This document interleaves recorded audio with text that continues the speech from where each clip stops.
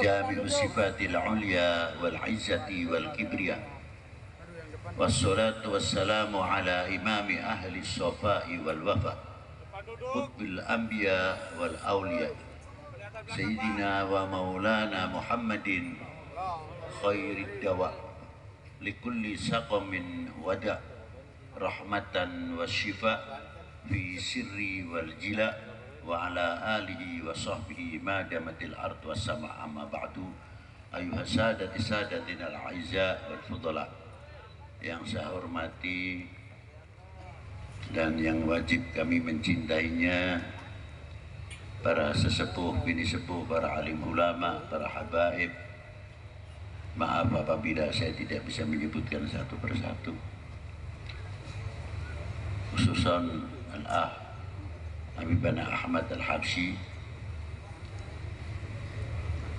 dan yang saya hormati bapak-bapak dari Forkominda, Bapak Bupati, Bapak Wali Kota atau yang mewakilinya, Bapak Dandim, Bapak Kapolres, bapak-bapak dari instansi pemerintahan sipil, TNI, Polri yang selalu kita banggakan, panitia penyelenggara dalam rangka Haul Al-Walid Habibana Ali bin Hashim bin Umar bin Taha bin Hasan bin Yahya, dan hadirin wal hadirat rahimakumullah. Mengingat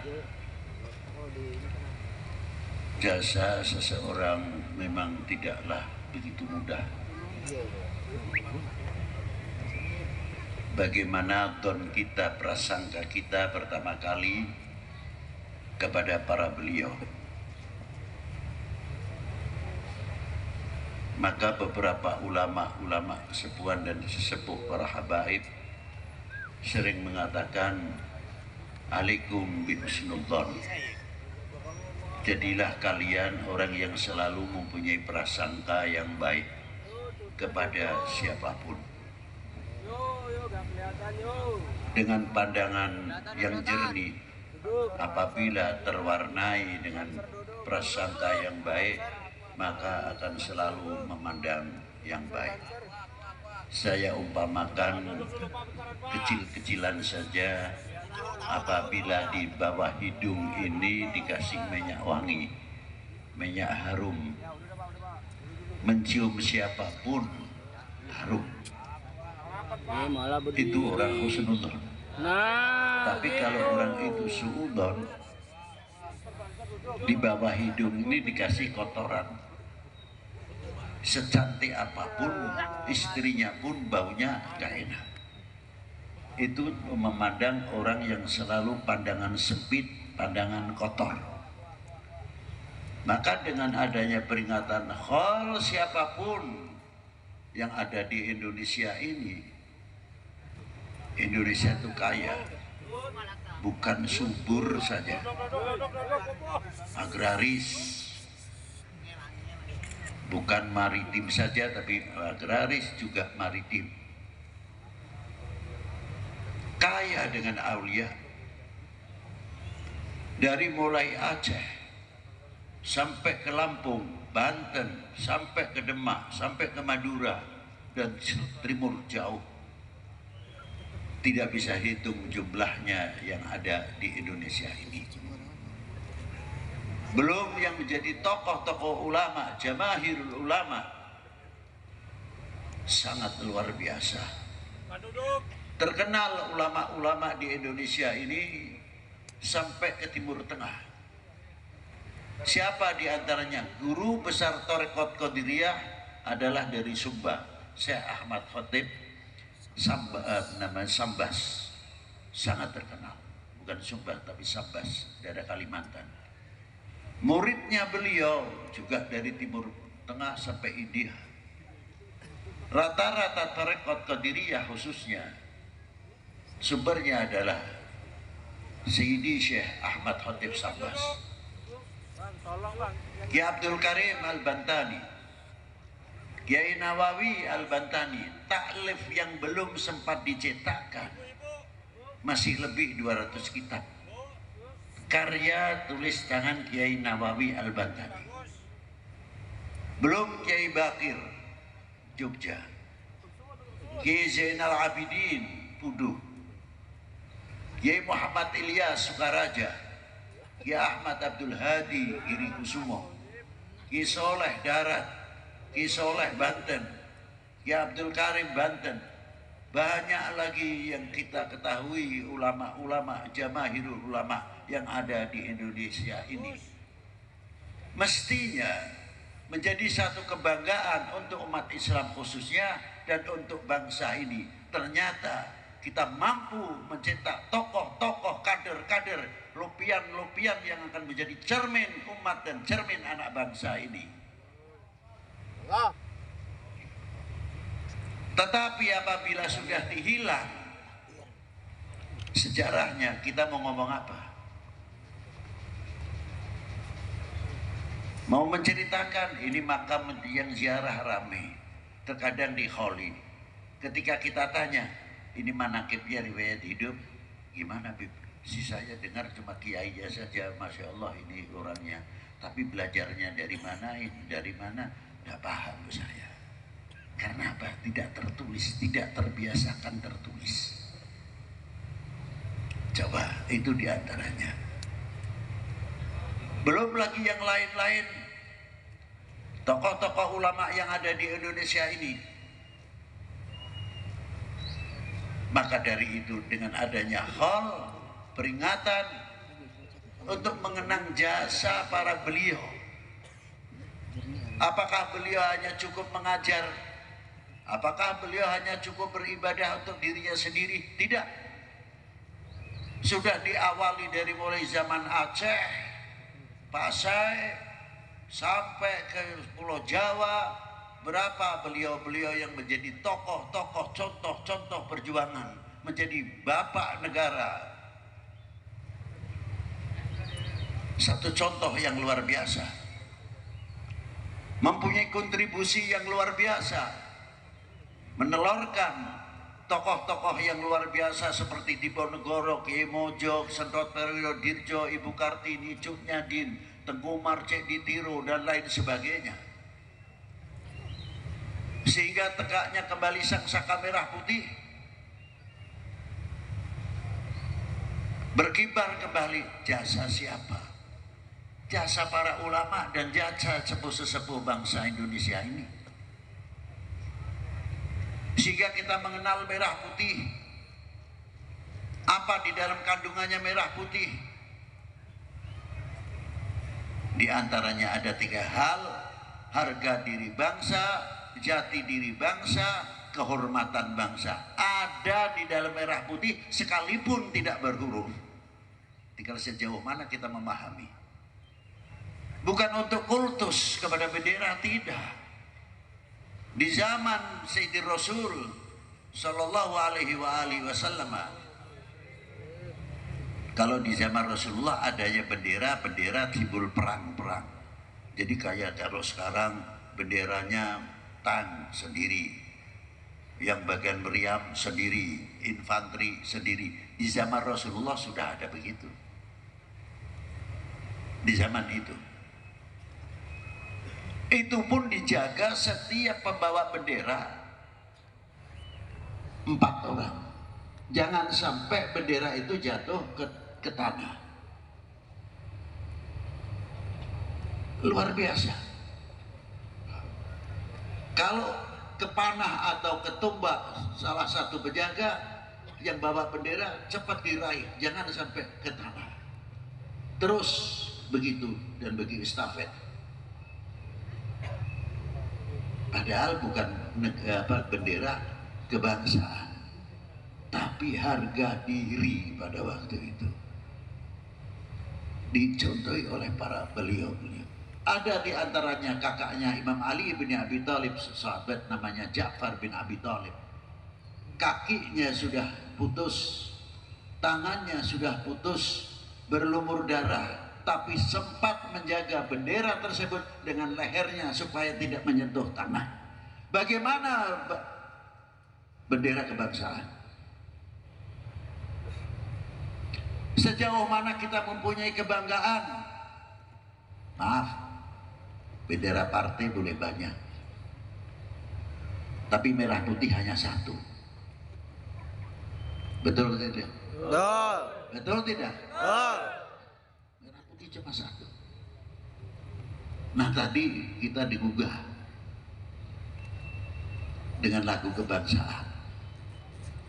Indonesia tanah airku, tanah tumpah darahku. Apa itu hanya lagu kebangsaan atau seremonial? Ini perlu anak-anak kita dari sedini mungkin tolonglah diajari, karena kita sudah banyak kehilangan para pejuang. Nanti tambah lama tambah hilanglah sudah kepada menobor. Ini yang kita jaga, sangat khawatir sekali. Coba. Ternyata di dalam lagu kebangsaan mempunyai kandungan ikrar, bukan sekadar nyanyian atau lagu kebangsaan. Minta dibuktikan sebagai pengakuan selaku kita mengaku Indonesia tanah airku. Apakah dalam lagu? Apakah dalam kehidupan kita mempunyai kefanatikan selaku anak bangsa Indonesia yang pun tidak mudah tergoyahkan dan merasa handarbeni, merasa memiliki kepada republik ini, bukan sekadar memiliki bentuknya dari Sabang sampai Merauke saja, tapi apa yang ada di Indonesia ini, dari buah-buahan, dari pertanian dan lain sebagainya, sejauh mana kita merasa memiliki apa yang ada. Kalau mampu kita merasa memiliki dan menghargai, insya Allah untuk ekonomi di Indonesia tidak lama tertanggulangi. Karena apa? Kami telah mengucapkan Indonesia tanah airku. Apa yang ada di dalam Indonesia milikku. Ekonomi milik kita semuanya, pertanian milik kita semuanya. Semangat akan menanamkan di dalam dunia pertanian dan dalam dunia ekonomi, karena untuk menunjukkan Indonesia tanah airku, bukan pepesan kosong.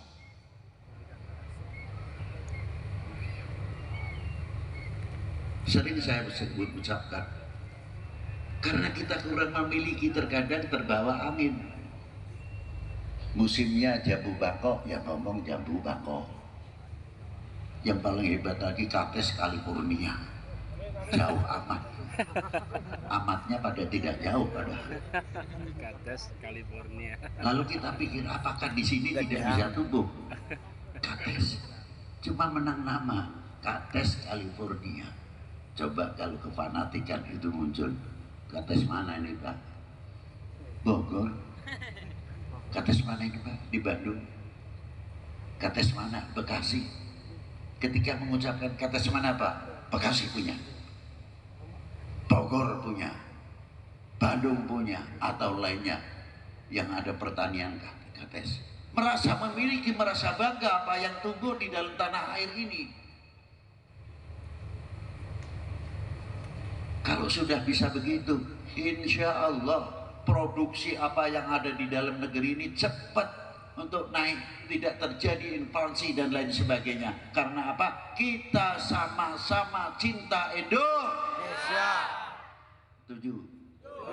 Buktikan kalau setuju, jangan ribut saja. Bangsa lain sudah bikin nuklir, sudah bikin persenjataan macam-macam. Dolar semuanya dikuasai dalam ilmu pengetahuan, ilmu kedokteran. Kita masih ribut saja, ini noblos A sama noblos B tidak akur. Ini nanti lama-lama lagi diputar lagi kasetnya. Apa antaranya membicarakan masalah hol, maulud, tahlil, manakib, talqib, tidak ada habis-habisnya. Sampai kapan negara ini akan maju? Malu mestinya kita rasanya kepada para beliau-beliau yang ikut andil mendirikan bangsa ini. Bapak bangsa yang berkibarnya kembali sangsaka merah putih. Wahai bangsaku yang kubanggakan, relakah negerimu ini terpecah belah? Jawab yang keras. Tolong buktikan kalau tidak. Mestinya begitu. Ini buah daripada khol. Coba sejarahnya Pak Dirman. Ya tahunya Jenderal Sudirman, tapi generasi kita lebih lanjut tahunya ya Pak Jenderal pejuang nasional. Diponegoro sama, Sentot sama, Gatot Subroto sama. belum lain-lainnya. Hanya sebatas itu. Nah, nanti generasi yang akan datang saya berpikir kemana ini? Kalau sudah ke Parmanobor tidak tahu sejarah nenek moyangnya, tidak mengetahui siapa beliau-beliau itu. Coba. Habib Lutfi tidak bakal bosan akan menyebutkan, akan mengangkat Indonesia untuk tanah air ini. Kiai-kiai yang membicarakan masalah agama sudah banyak.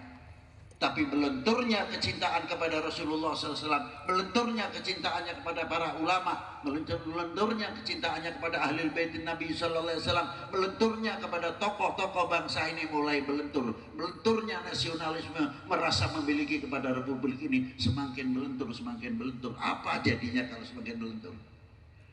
Tanggung jawab siapa itu? Tanggung jawab kita bersama. Tidak bisa akan menyalahkan A atau B. Ayo kita bangkit, ayo kita bangun. Kesadaran kita tingkatkan. Sudah bukan waktunya untuk memikirkan pecah belah. Bukan waktunya lagi. Itulah yang diharapkan para leluhur kita dalam membangun bangsa ini. Ma'asyiral muslimin rahimakumullah. Coba kalau kita lihat bagaimana perjuangan para pendahulu. Mungkin di Betawi saya kurang paham. Kalau bikin rumah, padahal di zaman penjajah Hindia Belanda, kalau seandainya kita pasang merah putih, ya pulang nama. Sebab instansi pemerintahan pada waktu itu Hindia Belanda, benderanya bendera Belanda. Tapi orang tua kita, kiai-kiai kita tidak kalah akal. Bagaimana cara menanamkan merah putih kepada setiap anak bangsa pada waktu itu. Ini sudah tidak dipelajari, kurang untuk menganalisis sejauh mana. Maaf. Pasti kalau mau bikin rumah di tiang yang paling, bukan tiang ya, kayu paling atas sendiri yang panjang, sebelum ada apa namanya, urunan ya. Kalau di tempat kita namanya mulu, ya, itu dikasih janur. Sebelum pasang reng, pasang usul, janur dulu, terus tiwu, tebu, padi, pisang, kelapa. Dan nanti ketika kita akan membalut dengan merah putih ke bolo tersebut, ada yang pakai tahlil, ada yang pakai manakib, ada yang pakai berjanjian, ada yang pakai membaca pat dan lain sebagainya. Pakai menyan, pakai segala. Kalau pakai menyan, sudahlah, tidak usah berbicara menyan, daripada bau ketiak lebih baik bakar menyan. Repot amat sih. Kalau itu satu contoh. Baru setelah acara itu dipasang, dibalut sampai berapa hari. Ya kalau musim hujan tidak masalah, tapi kalau sudah musim kemarau, kita mau bertanya, kira-kiranya yang cantik, yang Masya Allah, lihat kuning langsetnya janur tersebut, kena panas lama-lama layu. Padinya semakin coklat, tadinya kuning bagus. Tebunya juga manisnya kurang, daunnya semakin kering, pisangnya semakin matang, berubah semuanya. Yang saya tanyakan, merah putihnya ikut layu atau tidak? Itulah menunjukkan filosofi harusnya bangsa Indonesia mempunyai jiwa merah putih yang tidak bisa dirayu oleh apapun. Betul? Tunjukkan kalau betul. Nah, itulah diantaranya hebatnya para kesepuan-kesepuan kita pendahulu. Nah, maka dari itu kita bagaimana melihat para ulama, para sepuh pendiri bangsa ini luar biasa.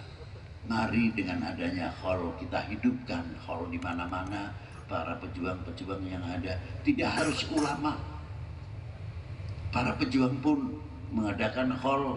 Pejuang di kampung ini siapa dulu? Oh, dari TNI, kholi. dari polisi Kholi karena beliau termasuk ikut andil besar pada waktu 1945. Apakah khol itu harus para ulama? Tidak. Mengkholi kedua orang tua juga istimewa, supaya anak-anaknya ingat bagaimana jasanya orang tua, dari tidak punya sampai mampu membangun rumah, sampai mempunyai kendaraan. Beliau meninggal, apakah kita akan menjadi pewaris yang baik hingga kita bisa menjalin keukhuwahan, persatuan, satu keluarga, kakak adik, kompak, rukun dan lain sebagainya, bukan kakak adik pecah belah hanya urusan warisan. Malu rasanya kepada kedua orang tua. Apakah kita bisa memotong kambing umpamanya 10 atau 15 karena ada uang, dianggap sudah cukup lumayan? Belum apa-apa. Apalagi khol, potong kambing 100, sapi 100, dikira sudah istimewa. Belum, untuk membalas jasanya para beliau. Apa yang diharapkan para beliau kepada kita ini? Mampukah meneruskan pembangunan para leluhur kita, membangun, menjaga kesatuan persatuan? Kalau kita pecah belah, menangis beliau-beliau di belakangnya yang telah diperjuangkan ternyata hampir sia-sia.